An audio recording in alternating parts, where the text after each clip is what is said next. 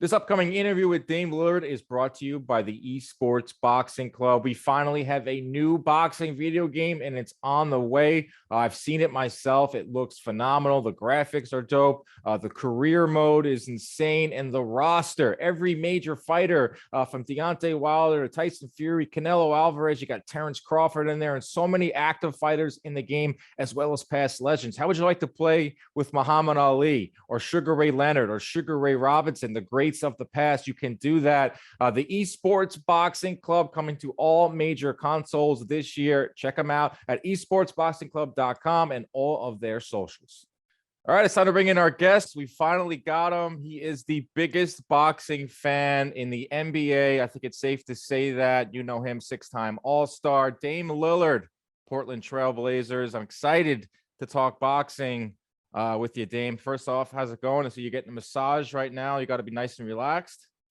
I'm nice and relaxed, man. I had surgery like 15 days ago, so I've just been doing rehab, recovering, and now I'm starting to do some massage just to break up some of the scar tissue and keep my body right. So, okay. Yeah, man.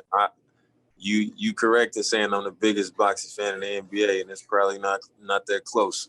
No, it's not close at all. And you know why I know is because you're active on Twitter, and you're not just talking about the Canelos, the Wilders, the Furies. I mean, you do talk about that too, but you're deep in the weeds. You know, you're talking about the business side of things. You're talking about the lower weight guys, Chocolatito. So it's clear, like your boxing credentials are there. And I know it started at an early age. What was your first recollection or your first memory of boxing? How'd you get into the sport? Well, I think everybody had the same thing in your childhood. Everybody think that they can fight. You know what I'm saying? Like fight break out, everybody think that, you know, they can beat up anybody or anything like that. And growing up in my neighborhood, we had a boxing gym in my neighborhood, and I only had been to it maybe once or twice. You know, and that was where I saw that it was actually a science to it. You know, it wasn't just who can throw their hands the best. It was a lot more to it than just being tough and, you know, being able to punch hard. And, you know, it wasn't something that I wanted to be committed to. You know what I mean? It was like, oh, this ain't what I thought it was. But I really enjoyed seeing how many layers it was to the science, you know, or the sweet science, so they say. And just growing up, you know, the prize fighting, Mike Tyson, Holyfield, Pernell Whitaker, you know, all those guys, and Oscar De La Hoya, you know, the family always had the big fights on. So I was always, you know, in touch with that. And then as I got older, I started to look into it deeper myself. You know, I started to try to look into guys that weren't well known but were up and coming and try to figure out, you know, who they were as people and listening to the trainers and watching them train and listening to them speak and stuff like that, just so I could be like kind of following to see like who the next one was going to be. I would almost be trying to figure out like who I could see being the up and coming fighters. So that's why I'm so familiar with guys that, you know, anybody that doesn't really follow the sport would know. Who do you think is the guy now? I mean, I know you do your research. Who's the guy up and coming that isn't in the headlines all the time that you think will be a pound for pound guy? The guy that I think that is right now, I would say Boots Ennis. Hell yeah. Like, I think it's a lot of up and coming, like, young stars. Obviously, you got the ones that everybody talk about, the Shakur Stevenson, Devin Haney, Teofimo Lopez, Ryan Garcia. You know, those are the ones that everybody talks about. But I think Boots, you know, he's the one that's like people starting to talk about him a little more, and they starting to, you know, learn about him. But like the level of fighter he is that level. You know what I'm saying? So I think he's gonna be that one that just come out, and it'll be kind of like Errol Spence was. Dude, like they was hearing about Errol Spence, Aaron Floyd, and stuff like that, but nobody really knew until he went over there and knocked out Kell Brooks. So that's exactly right. I had Boots on this show, and I said, dude, you have the same rise, the same come up that Spence did. Like, people heard about him knocking everyone out, had to do it the hard way because no one wanted to fight Spence because, you know, it didn't mean anything financially. It was one of those, you know, low risk, high reward type of fights. That's the same thing with Boots, but people are starting to know him now. And I took a mandatory shot for Spence to win that title. He had to go overseas to do it. it's going to come to a head now with Boots, where he's going to have to, he was just last week on the Showtime thing. Jim Gray was like, do you want a title shot? Yeah, of course I do. It's, they can't avoid me forever. Soon I'll be number one. And, I've talked to him too. He's a little frustrated, but that's what comes with the territory. This, like, if you're the boogeyman, that's a great thing to be. That's a compliment.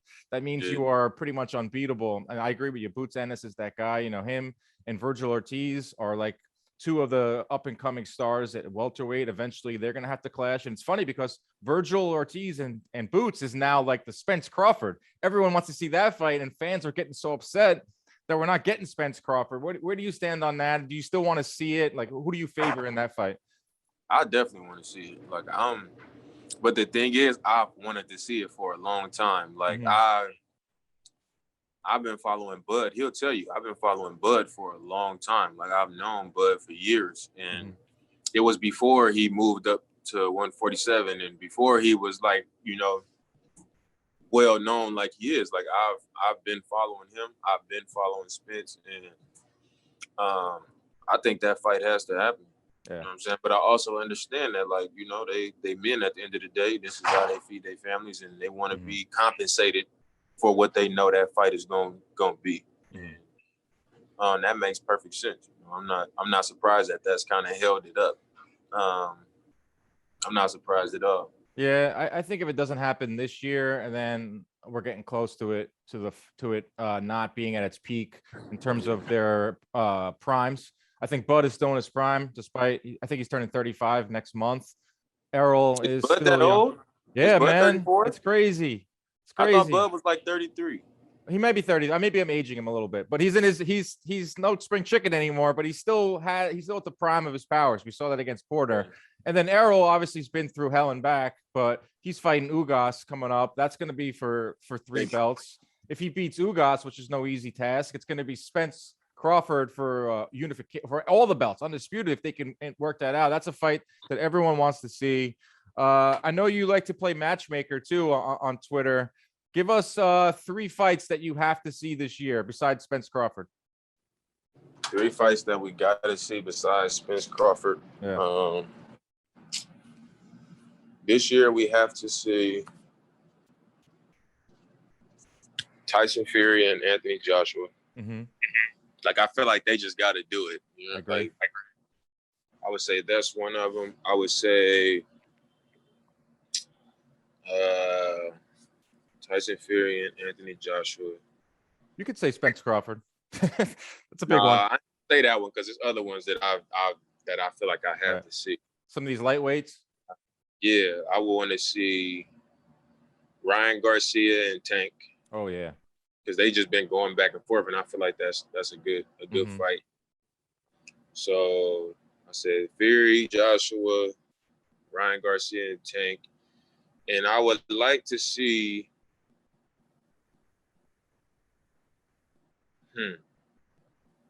It's a lot. So many good options out there. I want to make sure I ain't leaving one that I really want to see out. Is Canelo? Canelo's rumored to be fighting a lot of different guys. You mentioned the heavyweights. I do want to see. I want to see Canelo fight Boo Boo, but I'm not gonna list that as my third fight. Yeah, I really think somebody need to fight him though. I agree, man. I agree. I like. People can say what they want. Like, somebody need to fight him. Like, well, as of right now, I just checked Twitter. Andrade, according to sources, is vacating at 160, and he's going up to 168, where he's going to fight a mandatory then to become Canelo's #1 contender. But as we know with Canelo, he's jumping around weight classes. I agree, man. I feel like Andrade gets the. I know Canelo kind of clowned him after that fight. In that press conference, but the press conference where he was like, "Get the fuck out." He did crash it though. I mean, it was Canelo's night, but when you're Andrade, you can't say that he doesn't want it. He's doing everything he possibly can to get these shots. But where do you stand on Canelo? I know, he's probably pound for pound 1 or 2. There's like a big debate on who could beat him. Jamal Charlo is one of the names that's being thrown around. Obviously, there was like a talk of Canelo going up to cruiserweight. Who do you think is out there that can beat Canelo? Is there a style you think that's out there that can beat Canelo right now? I'm not going to say it's a style because I think Canelo has fought every style. You know what I mean? He's fought every kind of fighter. Yeah.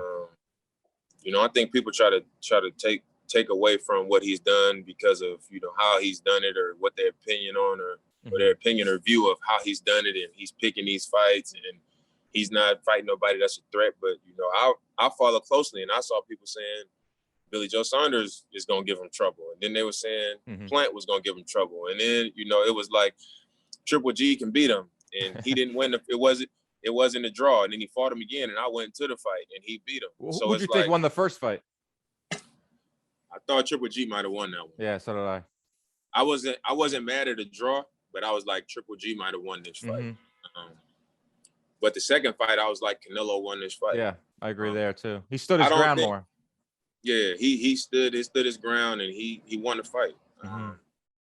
But I don't know if it's a style out there. I think it's a lot of fights out there that will be good fights. I think Charlo is a good fight for Canelo. But I think those dudes at like 175, Dimitri Bivol, Better Beef, like dudes like that, I feel like that's like when he gonna get into like, he gonna get pushed, I think, you know, in those fights. But I also think like we were just talking about, Boo Boo, I think like he has to give him a shot. You know what I'm saying? Like those are fights where it's like their athleticism, how they can box, you know what I'm saying? Like those are good fights for him. But I think the person that I think can beat him, that if I had to put my money on it, Andre Ward.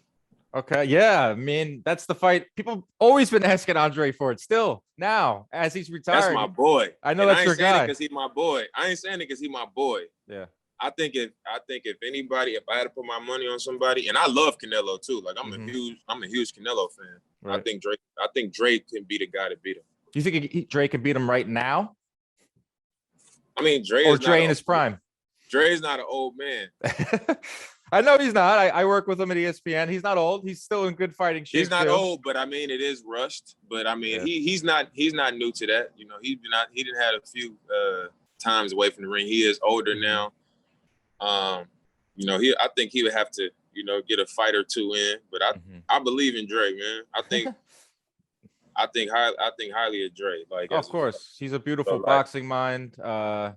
But I think it's the toughness and the will. I think it's the toughness, the will, the ring IQ, the experience. I think he'll have a great chance. Yeah, stylistically, I think someone that's going to beat Canelo is someone that's going to be kind of like a Golovkin, who can hit really hard, who can throw 70+ punches around, who can jab, who can kind of like push Canelo back. Like you saw the Caleb Plant fight. Like I think Canelo knew right away, like Plant just didn't have any power. He didn't respect anything that Plant was throwing. He was able to walk him down, like kind of stood in front of him at times. He let him, you know. He wasn't worried about what was coming back. Exactly. That's when you fighting Canelo.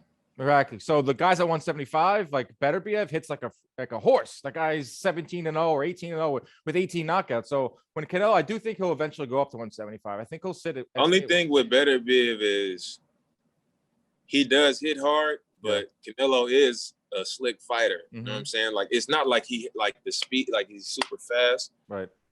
So I think he would have a little bit of trouble maybe hitting Canelo. Okay. And you don't know how he'll respond to Canelo hitting him. You know what I'm saying? Like that's true. Beterbiev has hit the canvas a few times. Beterbiev. Yeah, like I don't know, man. Like I just saw he just fought Marcus Brown. Yeah, it was a great fight. Yeah, and I like Marcus Brown. Like I was hoping he would have, you know, pulled that one out somehow. But yeah, that was a bloody fight, man. That was Beterbiev got cut over his eye, and then he started picking up the pace after he got bloody. He's up there in age too, Beterbiev. He's 35, so you know, in boxing years, and he had a really long amateur career. But I'm interested to see what goes on with Canelo. He's going to be fighting Cinco de Mayo, so he's going to have to make his mind up soon. I hope it's Charlo. I hope he don't do that light heavy. I hope he don't go do that fight. No, the cruiserweight. Yeah, nobody wants to see that, man. I know I got a lot of heat for that, Dame, on Twitter, because I was like, dude, no one wants to see that. Like, yes, it'll be cool. He's going up. He's cherry picking. I mean, it is what it is. Like, he's cherry picking he's not the best cruiserweight, Makabu. The best cruiserweight is Maris Briedis. So Canelo's essentially going up there to pick off a belt, and just to be a 5-division world champion. Yes, it'll be great, but there's so many other fights I really want to see. Why don't you want to see that? I mean, I respect it. I respect it because, you know, I'm not going to sit here and say, oh, that's easy, because it's a fight. It's a big dude. He can get caught. You know, it's anything can happen. So I would respect it. It's just that I would prefer to see him like get in there with somebody like that's a threat to him in his weight class, like in his range, instead of him going up there to where it's like there is a risk, but like, you know, you're more than likely going to win that fight. That's why you're doing it. You know, you wasn't going to go up there and say, all right, if Usyk comes down to cruiserweight, I want to fight him. Like, you're not going to do that. Exactly. It's calculated. So it's like that would be the to me, like the actual greatness in doing something like that. I agree. If he did something like that. Well, Roy did it too. Roy went up to heavy and he beat John Ruiz, who at the time was not considered the heavyweight champion. But, you know, I had Roy on last week and he says no one else did that. He's all for it. Wants to see He's Canelo. supposed to say that. Of course he is. But then, and like I said, I respect it because it's not like it's easy. Like, it's a tough thing to do. Like, it is. Makabu hits hard. Makabu hits really hard. That guy's big. I mean, he's not tall, but he is wide. When they did a little face-off at the WBC convention, Makabu he's a big dude. Yeah, Makabu. That's the big boys. Cruiserweight. That's 15 pounds from heavyweight. Yeah, I'm excited to see what Canelo's got next. All right, let's ask you your top 5 pound for pound. My top 5 pound for pound. I'm gonna go Bud Crawford. Okay. Number 1, Canelo number 2. Okay. Tyson Fury number 3. All right. I got Spence at 4 and Inoue at 5. There you go. Did you got to watch Inoue fight? I know you were on Twitter. First of all, how do you like boxing Twitter? It's a pretty cutthroat avenue, right? Well, I have the fighters that I'm a fan of that I like. When they fight, I'm cheering for them to win. You know what I'm saying? And then it's just fights that I watch where I'm like, I respect these fighters. I like, you know, what they bring. And I want to see a good fight. Like, who's going to win out of these 2 fighters? Right. I think on boxing Twitter, like, the people react to everything you say about the person that they're a fan of. Right. Like, if people get on there, like when Dre beat Kovalev the first time and people were saying stuff, I was responding in a manner of like, don't talk about Dre. You know what I'm saying? Like, when they talk about, you know, somebody else that I'm just, you know, I'm a fan of the sport, they're a good fighter and they fight another good fighter, like, then I'll just reply with what I think. So I think a lot of times when I say certain stuff, people just respond like to, you know, I'm a fan of this person and they respond as a fan. Right, like, I hear you. I had watched Inoue fight maybe 2 or 3 times before I posted that on there and people was going crazy. And then all I did was get on YouTube and I looked at more stuff. And then I watched his next couple fights and I was like, he is a beast, but like, I think Nonito Donaire can beat him. Like, dude, that's right. Like the fight that their fight, like, it was a firefight. Like, if they fight again, I think he could. Did you see that they're negotiating to fight again? Like, that's what I'm saying. But it's like Donaire is a throwback. Him, Chocolatito, Roman Gonzalez. Like, we're not going to see the likes of those guys for a long time. Donaire almost. Nonito went to San Lorenzo High School. Oh, right. Okay. My brother and all my cousins went there. Okay. So you knew about Donaire for a while. I knew he boxed like back then. I didn't even realize he was the same person. I didn't even realize it was him until my cousin was like, he went to San Lorenzo with it. I was like, dang. Wow.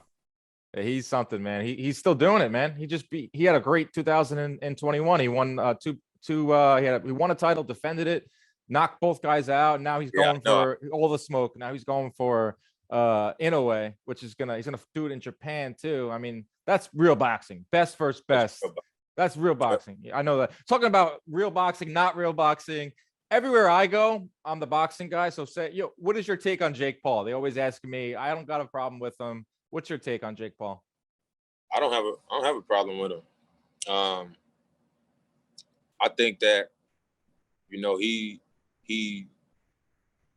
fighting UFC fighters, you know, but they're, at the end of the day, they're fighters. They might not be boxers, but they've competed in professional combat, you know, for a long time. And he hasn't competed in professional combat for a long time. So regardless of that, you know, the fact that he's doing away with him like he is, you know, he's knocking people out and he's looking better every time he get in the ring. I think you got to respect it, because for me, as a fan of fighting and as a person that like trains in boxing, like I don't have no real desire to get in the ring and fight. You know what I'm saying? Like I don't have no desire to do that, because I know the risk of that. You know what I'm saying? I know that the hurt business is dangerous. Like you don't get in there and play if you're not full, like 100% your heart is into that. So for him to be going into it like he is and committing to it like he is, you got to respect it. I would like to see him. I don't expect to see him fight Canelo, like, you know, he's saying. I don't actually expect him to. I've heard rumors. But I would like to see him I would like to see him fight like some stiff boxing competition, like a fighter, you know what I mean? Like a real boxer, even though maybe he'll have like 5-6 losses, but not an MMA guy. I know what you're saying, like not like a circus act, like not like a real boxer. Like Tommy Fury is not a real boxer, but I don't know. I told Marcus Brown he should fight him. Oh, Marcus Brown would destroy him. I mean, but would splatter him. That's the weight. You know what I'm saying? I know. Like, I don't know. I'm interested in see what he's gonna do next. Like I don't have a problem with him. I think he brings more positives than negatives to the sport. Brings more eyeballs. He's doing great things for Amanda Serrano, women's boxing, and now he's going after Dana White like hard. What he's doing for Amanda Serrano is cool. Like that's what I respect the most. You know what I'm saying? Like he's not just drawing all his attention on himself and not actually fighting. He's actually fighting. Like he's training, he's going in there and fighting. Yep. And he's also putting, you know, a female fighter on and putting her in a better position than probably any other promoter would do for her. You know what I'm saying? Like, so I respect it. And my only thing is I want to see him like keep fighting better competition, like actual boxers, you know, people that are specialists at stand up and throwing punches and not getting hit. You know what I'm saying? I think like nothing else. Right. I think time is running out on that. He'll have to eventually. If he keeps winning and he wants to keep making top dollar, like he hears everyone saying, you got to fight a boxer, you got to fight a boxer. So, I mean, he can't be fighting MMA guys anymore. It's eventually no one's going to, you know, the interest isn't going to be there anymore. So it's going to come to people want to see him respond to something. Like exactly. They want to see him get dropped and get up and see if he still want to do it. You know, right. Like you gotta earn I think respect. that's what people want to see. Yeah, I agree there. And yeah, you're right. If the only thing he ever did was what he did for Amanda Serrano and elevating women's boxing, she's now fighting Katie Taylor. That's going to be. Oh, she's fighting Katie Taylor? It's not official yet, but it's looking that way. It's going to be April 30th at the Garden. It's the biggest women's fight in the history of boxing in terms of accolades, in terms of purses. I think both ladies are getting over $1 million for the first time. I mean, Jake Paul made that happen. If that's the only thing he ever does in boxing. And that's what it's about. Both of them ladies getting over $1 million. Like if he's bringing something to the table that's like making that possible, then you got to respect it. He's going to make a ton of money too promoting. A female fight that I want to see. I think that's a great fight. But I want to see Alicia Mayer, Baumgartner, yeah, and Mayer. Bro. Dude, they need to go ahead and scrap. Dude, I haven't seen a female put another female out like she did in her last fight on her feet. Since Ann Wolf, like she was out. Like they got to fight, man. Dude, that fight is percolating perfectly. I love women's boxing because it's not as deep as the men's division, so the top competitors have to fight. And you're right, Alicia Baumgartner, that was a outstanding knockout. Terry Harper had her frozen dead in her tracks, and I had Baumgartner on the show, and she talks that trash, and Meyer does too. They're on a crash course. I think this year is going to be one of the best years for women's boxing because we're going to get Baumgartner, Mayer, we're going to get Serrano versus Taylor, and we're also going to get Clarissa Shields fighting Savannah Marshall. And I don't know if you know the backstory of that, Savannah Marshall was the only. She beat her in the Olympics. Before the Olympics, the Olympic trials when Shields was 17. It was the only loss. That was the only loss she had before she won it back to back, right? Right. The only loss she's ever had in boxing came to Savannah Marshall. Yes, 17 years old, but they're on a crash course too. So that's 3 huge fights in women's boxing. Savannah Marshall can fight though. I watched her like 2 fights ago. I watched her fight, and she tall. Like she a big girl. Yeah. But Clarissa Shields, She's quote, top dog, baby. Yeah. She does good things for boxing, and she's going over to MMA. I'm a big fan of hers. She does good things, man. She is the real deal. She is the real deal. I mean, she paved the way for a lot of these women that are in the sport now. You know, she took it to another level, you know, and you know, I'm looking forward to what she's going to do next. All right, Dame, let's get you out of here. But first, this interview is being brought to you by the Esports Boxing Club. It's the newest video game. It's coming out this year for all consoles. It's got a lot of hype. The player, the gameplay is sick. They pretty much have every fighter in it. They got Ali, Sugar Ray Robinson, Sugar Ray Leonard, Joe Frazier. You got Wilder. You got Canelo in it. Is Floyd on?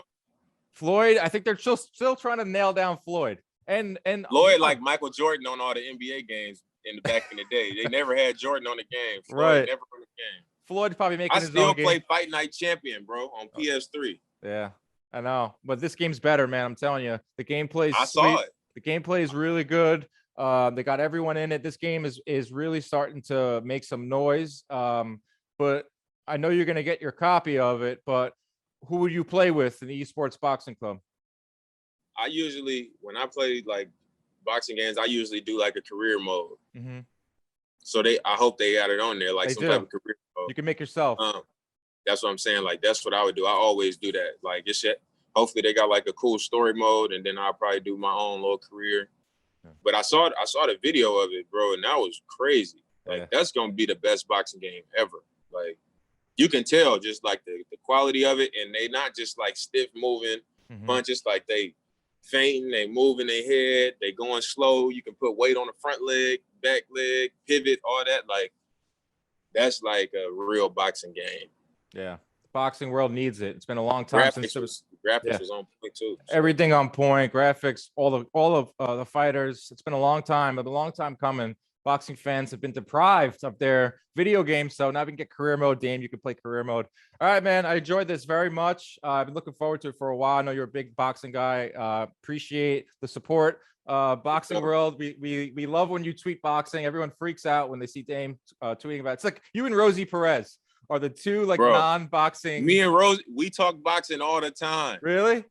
Me and her talk boxing all the time. I'm like, my favorite sport obviously is basketball, but basketball and boxing is 1A and 1B. That's awesome. Like that's how deep it is, bro. So hopefully y'all send me one of those copies early, man. Oh, they will. They will.